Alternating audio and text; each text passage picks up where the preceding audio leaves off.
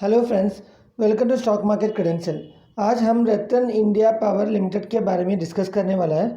ये स्टॉक इसलिए डिस्कस कर रहे हैं क्योंकि कल इसका रिजल्ट भी आने वाला है और हम ये देखना चाहते हैं कि ये स्टॉक का शेयर आगे जाते वक्त कितना लेवल तक जा सकता है और कितना नीचे भी आ सकता है। अगर ये स्टॉक कल का रिजल्ट पॉजिटिव होगा तो कितना दूर तक ये स्टॉक जाएगा, अगर नेगेटिव होगा तो कितना दूर तक जाएगा, वो सारा डिस्कशन करने वाला है। उसके पहले हम एक बार हिस्टोरिक डेटा के एनालिसिस करेंगे। अभी हम एक महीने का हिस्टोरिक डेटा का एनालाइज कर रहे हैं। एक महीने के हिस्टोरिक डेटा के अनुसार ये स्टॉक ने लो बनाए हैं 10 रुपीज़ 96 पैसे, वो भी 28 अक्टूबर को बनाया है। इसने हाई बनाया है 11 रुपीज़ 94 पैसे का। जो 10 रुपीज़ 96 पैसे का लो बनाया है वो 28 अक्टूबर को बनाया है और ये एक इम्पॉर्टेंट रेसिस्टेंस पॉइंट है। अगर कल का रिजल्ट नेगेटिव होगा तो अगर ये 10.96 के नीचे जाता है तो ये स्टॉक 10 रुपीज़ तक जाने का चांसेस बहुत ज़्यादा है।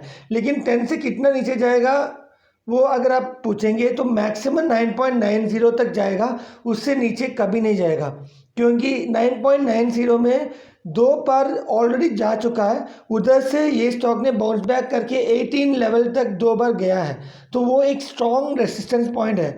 अगर लॉस होगा तो भी 9.90 के नीचे नहीं जाएगा।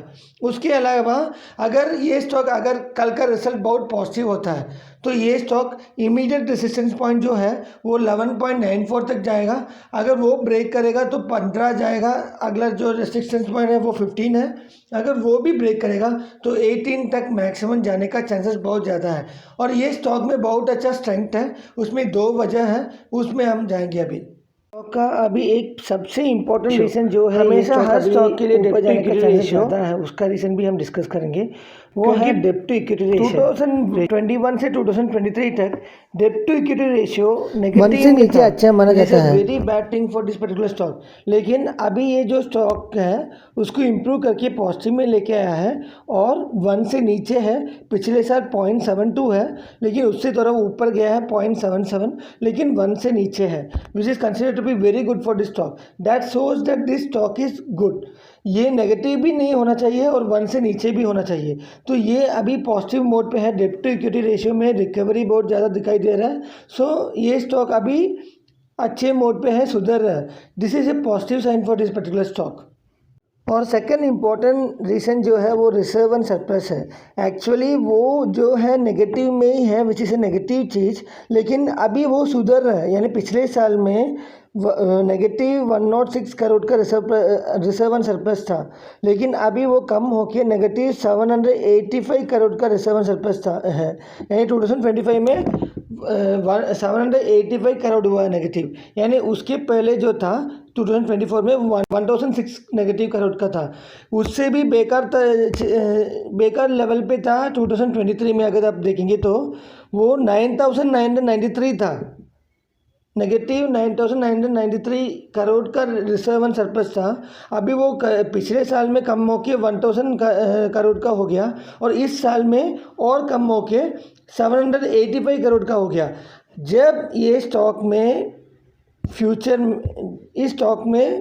में ये जो रिजर्व एंड सरप्लस है पॉजिटिव हो जाएगा तो ये स्टॉक बहुत तेज़ी से ग्रो करेगा। एक एग्जाम्पल मैं दे देता हूँ, टाटा मोटर्स का। अगर आप टाटा मोटर्स का रिजर्व एंड सरप्लस 2023, 2021, 2022 या 2020 तक देखेंगे, सब नेगेटिव में था रिजर्व एंड सरप्लस। और पिछले साल से टाटा मोटर्स का जो रिजर्व एंड सरप्लस था वो पॉजिटिव में आने लगा।